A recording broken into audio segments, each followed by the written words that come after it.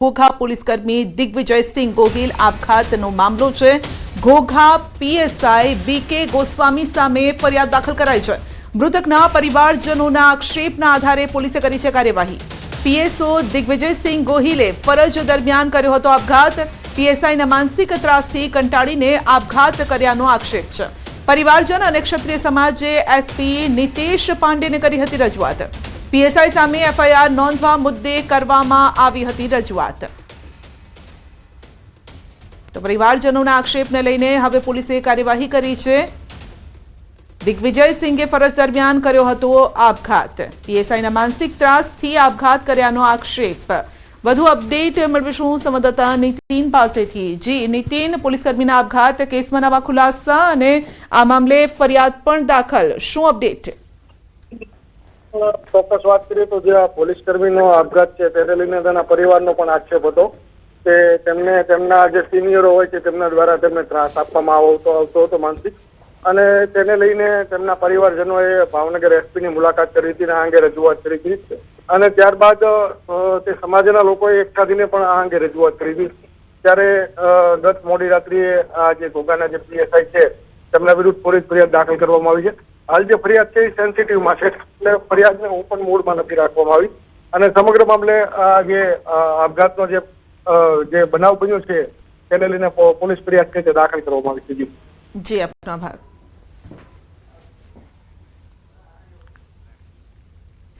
રાજકોટના ઉપલેટામાં ગટરના ઢાંકણાઓ થઈ ગયા ગાયબ। સીસીટીવી વગરના વિસ્તારમાં ઢાંકણાની ચોરી થતા સવાલ ઉભા થયા છે। રાહદારીઓ અને વાહન ચાલકોની સુરક્ષા સામે પણ સવાલ। ગટરો ખુલ્લી થઈ ગઈ, જેના કારણે અકસ્માતો વધી રહ્યા છે। 2 દિવસ પહેલા એક મહિલા પણ આ ગટરમાં ખાબકી। પોલીસે સમગ્ર મામલે શરૂ કરી છે તપાસ। તો રાતોરાત ગટરના ઢાંકણાઓ ગાયબ થઈ ગયા છે, અને ખાસ કરીને આ ચોર એવી જગ્યાએથી ગટરના ઢાંકણાઓ ચોરી જાય છે જ્યાં સીસીટીવી નથી, એટલે કોઈના ધ્યાનમાં પણ ના આવી શકે કે આખરે ચોર કોણ છે। પરંતુ ખુલ્લી ગટરો હવે લોકો માટે મોત બની રહી છે। વધુ અપડેટ મેળવીશું સંવાદદાતા મુનાફ પાસેથી। જી મુનાફ, રાતોરાત ગટરના ઢાંકણાઓ ગાયબ થઈ ગયા, લોકો માટે મુશ્કેલી સમાન। બિલકુલ સંજય, ચોક્કસ જે ઉપલેટાની વાત કરીએ, ઉપલેટાના વીજળી રોડ ઉપર જે ગટરના ઢાંકણાઓ છે તે અચાનક ગાયબ થઈ ગયા। ખુલ્લી કુંડીઓની બની મોતના કુવા સમાન 2 દિવસ પહેલા જ આ એક મહિલાએ આમાં ખાબકીને ઇજાગ્રસ્ત થઈ। ઉપલેટામાં જે માત્ર સીસીટીવીના વગરની જગ્યાઓ ત્યાં ઢાંકણા ઉપાડી જવાની ફરિયાદો સામે આવી છે, જાણે જાદુ ભેદ હોય તેવું લાગી રહ્યું છે। ઉપલેટાના પાલિકા ચીફ ઓફિસર બાબતે સંપૂર્ણ અજાણ્યા હોવાનું રટણ કરે છે। શહેરના ગટરના ઢાંકણાઓ ચોરાયા, સાહેબ કહે છે કે ફોટા હોય તો મોકલો, એવી તો વાતો કરે છે। બાબતે અંગે સ્થાનિક તંત્ર ઘોર બેદરકારી સામે આવી છે। નબળી ગુણવત્તાનું કામ છુપાવવા આ ઢાંકણા હટાવવાનું હોવાનું લોકોમાં એક ચર્ચાનો વિષય બન્યો છે કે ઉપલેટા નગરપાલિકા કેમ સવાલોનો જવાબ નથી આપી રહી। ખુલ્લી જે ગટરો છે ક્યાં કારણસર અકસ્માત વધી રહ્યા છે, જેને લઈને લોકો રાતે નીકળતા હોય છે। ગટરના ઢાંકણા જે ખુલ્લા હોય તો કેટલા અકસ્માત થતા હોય, કેટલાઓને ઈજા થતી હોય, છતાં નગરપાલિકા દ્વારા કોઈ જાતની કામગીરી કરવામાં આવતી નથી। નગરપાલિકાના પોલીસ ફરિયાદમાં જે કરે છે તંત્ર પર આ શંકાના દાયરામાં છે કે ગટરના ઢાંકણાઓ ચોરી કે ભ્રષ્ટાચાર તેવું લાગી રહ્યું છે। જી આપનો આભાર। વડોદરા નેશનલ હાઈવે 48 પર વિચિત્ર અકસ્માત સર્જાયો। બાઇક અને કાર વચ્ચે અકસ્માત। કાર ચાલકે બાઇકને ટક્કર મારી। સુંદરપુરા પાટિયા સામે બાઇક અને કાર વચ્ચે અકસ્માત સર્જાયો। અકસ્માતની ઘટના સીસીટીવીમાં કેદ થઈ છે। અકસ્માતમાં બાઇક સવાર યુવકનું ઘટના સ્થળે મોત થયું છે। અન્ય યુવકને ઈજા થતા સારવાર માટે હોસ્પિટલ ખસેડવામાં આવ્યો છે। તો નેશનલ હાઈવે 48 પર અકસ્માતની આ ઘટના વિચિત્ર અકસ્માત। પૂરપાટ ઝડપે કાર જઈ રહી હતી, બાઇકને ટક્કર મારી અને ફંગોળાઈ ગઈ આખી કાર। તો અકસ્માતની ઘટના સીસીટીવીમાં કેદ થઈ છે। અમદાવાદમાં 4 વાહનો વચ્ચે સર્જાયો અકસ્માત। શાહીબાગથી રિવરફ્રન્ટ જતા માર્ગ પર અકસ્માત। એક વ્યક્તિને ઈજા પહોંચતા સારવાર માટે ખસેડાયો છે। અકસ્માતના કારણે સર્જાયો ટ્રાફિક જામ। પોલીસે ટ્રાફિક વ્યવસ્થા પુનઃસ્થાપિત કરી છે। તો એક વ્યક્તિને ઈજા પહોંચી છે, જેને સારવાર માટે ખસેડવામાં આવ્યો છે। અકસ્માતના કારણે ટ્રાફિક જામ થયો હતો। અમદાવાદના આ દ્રશ્યો છે જ્યાં પોલીસે ટ્રાફિક વ્યવસ્થા પુનઃસ્થાપિત કરી છે। તો અકસ્માતના કારણે રસ્તા પર ટ્રાફિક જામ। જામનગરના રણજીત સાગર રોડ પર હિટ એન્ડ રનની ઘટના બની છે। વોકિંગ કરવા નીકળેલા એક યુવકને કાર ચાલકે અડફેટી લીધો। કાર ચાલકે પૂરપાટ ઝડપે કાર હંકારી યુવકને અડફેટી લીધો। યુવકને ગંભીર ઇજા થતા સારવાર માટે હોસ્પિટલ ખસેડ્યો છે।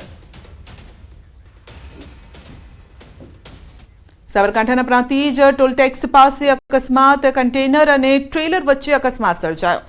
તો પ્લાયવુડ ભરેલા કન્ટેનર પાછળ લોખંડના સળિયા ભરેલું ટ્રેલર ઘૂસ્યું હતું। ઘટના સ્થળે એકનું મોત, એક ઘાયલ છે।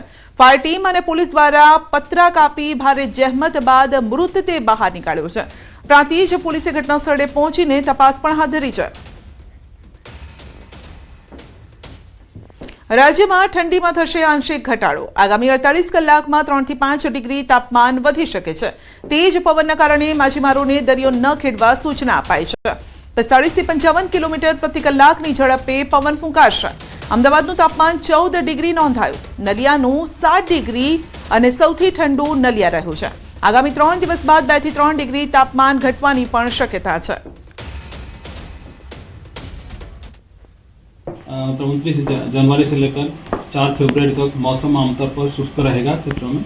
और अभी जो मिनिमम जो लघुत्तम तापमान है इसमें ग्रेजुअल राइज रहेगा। अगले 48 घंटा तक 3 से 5 डिग्री सेंटीग्रेड बढ़ोत्तर होने का संभावना रहेगा।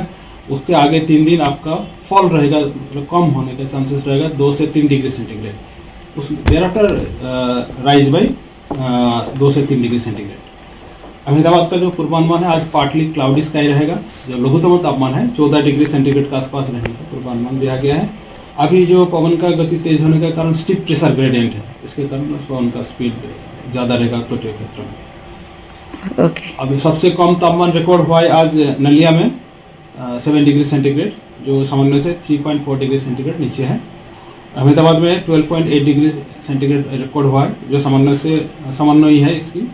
और गांधीनगर में रिकॉर्ड है 14.5 डिग्री सेंटीग्रेड, जो सामान्य से 2.5 डिग्री सेंटीग्रेड ऊपर है।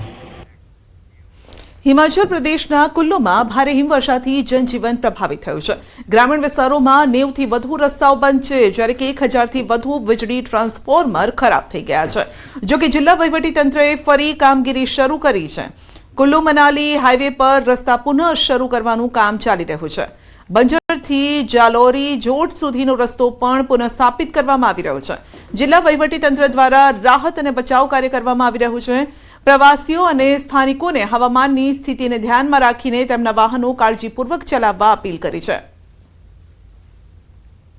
बहुत बर्फ होने की वजह से हमारी काफी रोड्स अवरुद्ध हो गई थी। इलेक्ट्रिसिटी भी अफेक्टेड है।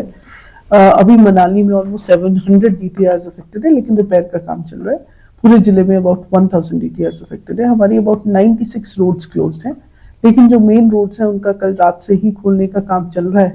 और क्योंकि इस बार थोड़ा स्नोई विंटरी मिक्स है, तो मेन रोड्स को हम काफी हद तक खोल पाए हैं।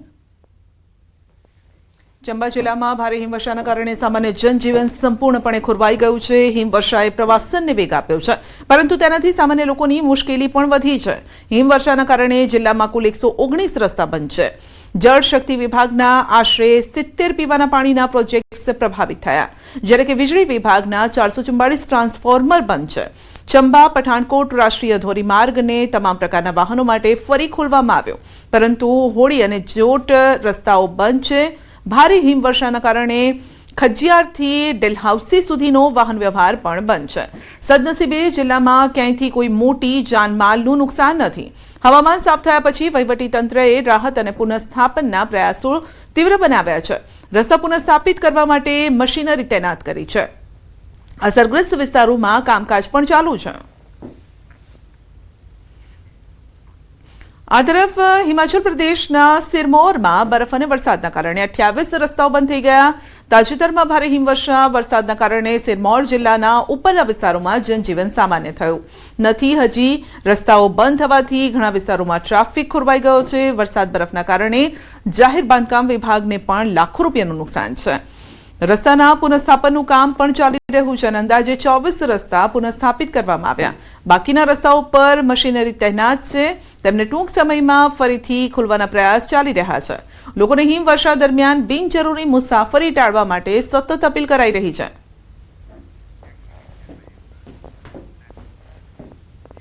અમરેલીમાં એક સાથે 14 સિંહ દેખાયા છે. ધારીના જંગલકાંઠાના ગામમાં 14 સિંહોનું ટોળું વાઘાવડી ગામ નજીક આવી પહોંચ્યું હતું. તો 14 સિંહ એક સાથે દેખાયા છે. શિકારની શોધમાં નીકળેલા સિંહો ગામ તરફ આવતા નજરે પડ્યા છે. સિંહોના ટોળાનો આ વિડીયો સોશિયલ મીડિયામાં વાયરલ થઈ રહ્યો છે.